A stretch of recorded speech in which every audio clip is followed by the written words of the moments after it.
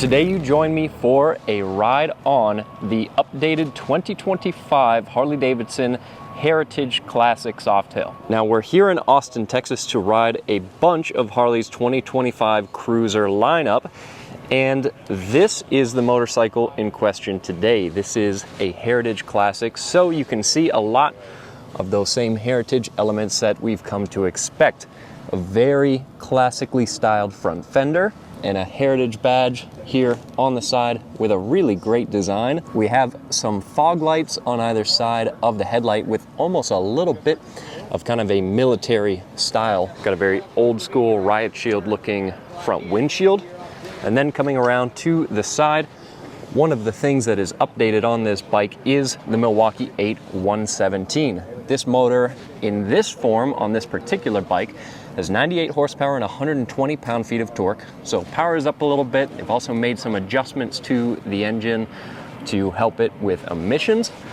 And we've also got an oil cooler up here in front of the motor in between those two frame rails, hidden as much as possible. Also got these gloss black fork tube covers.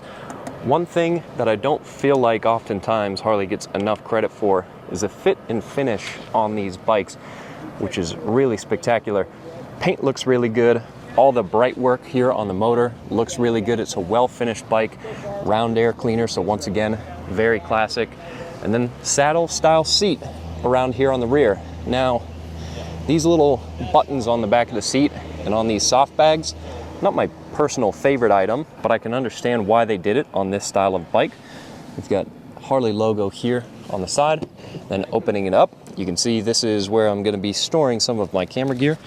In fact, I've got quite a bit more of that camera gear in my pocket, so I might as well toss some of that in there as well. So this will be nice to not have to carry so much on my back. Once again, paint scheme, really nice. We've also got these wire spoke wheels, and we have an analog speedometer here in the center with a small screen below it. And here you can see some of the riding modes that you can select through. We've also got a gear position indicator. We've, of course, our fuel indication, time, so some basic information there, some dummy lights above, and it's primarily a speedometer. Now, this, I'm of two minds, because for the price tag on this bike, I wouldn't mind seeing some more tech here in the center of the tank, but then again, this being a very classically styled bike, it might look a little bit out of place. So in a way, I think actually this works pretty well. Some bits of tech that I do like that we have are cornering traction control, cornering ABS. So those are all really nice things that adjust depending on what mode you select as you're riding. So a few of those rider aids that are really helpful to have. Now let's take a seat on the Heritage. This is actually my first time throwing a leg over it, and it feels pretty comfortable. Seat is pretty softly padded. I don't mind the handlebar placement. We do have running boards on this one, the foot boards instead of foot pegs. So we'll see as we get riding how that feels.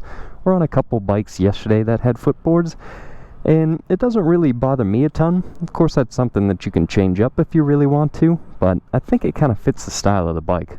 Now over here on my left side, I've got my cruise control, I've got my horn. I also have a switch here for my fog lights, and it gives me a little indication there in the speedometer to let me know that they're switched on. And turning over the Milwaukee 8 117, it's always a good feeling when you do, because this engine just has a sense of occasion to it. It's not something I can explain to you unless you've experienced it, but it is a nice feeling. And of course, as always, the very agricultural clunk of the transmission going into gear and going through the gears. That is nothing new on these big Harleys. Now I gotta tell you, I'm pretty happy to be on a bike today with a little bit of wind protection, because yesterday we were on breakouts and fat boys, and those did not have this kind of wind protection. And it's just a little bit on the chilly side here today in Austin, Texas, so I'm pretty happy to have this windshield.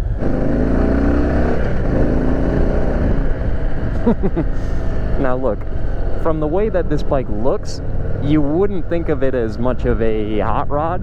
It doesn't look like a high-performance bike because it has that heritage, a very classic look to it.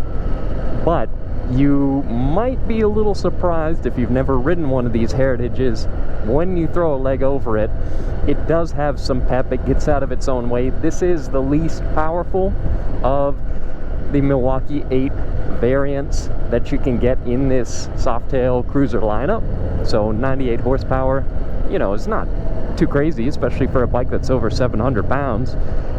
But it's still got a nice push of torque, and if you really want to, in the aftermarket, you can get some performance parts and bring those numbers up a little bit. So one of the things I do like about this motor is that, and it's taken me a little bit of getting used to, you can really let it sit at pretty low RPM, because like he's demonstrating, the moment you give that throttle a little bit of twist, it's there.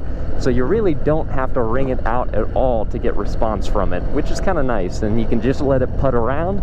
You don't really have to downshift that much, which is one of my favorite things about being on a big displacement V-twin. And it is truly a big displacement V-twin.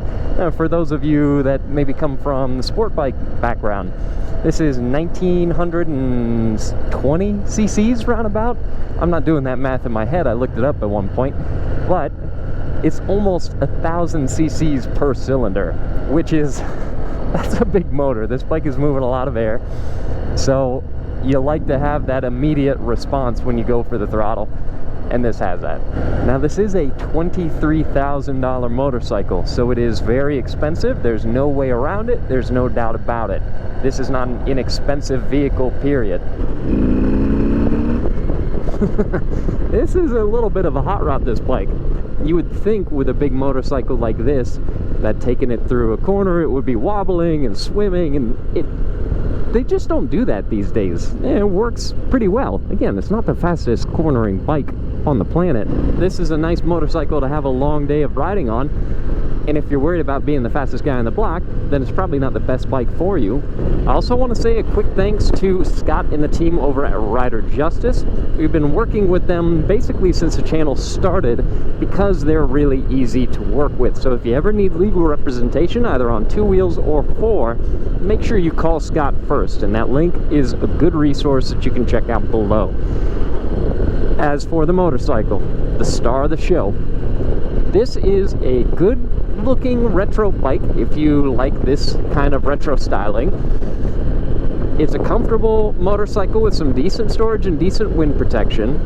It's got, these days, actually some pretty good rider aids with the traction control system and with the ABS system.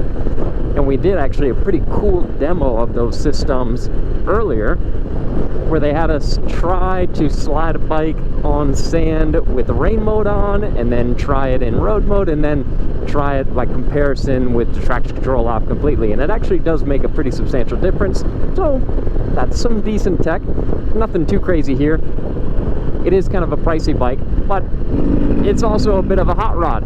So this is, I think, a good all-around motorcycle, if not maybe the most value for money, but definitely a fun bike to get to spend the day on. So let me know what you all think in the comments below. That's all for this video. Thanks guys for watching, and we'll see you in the next.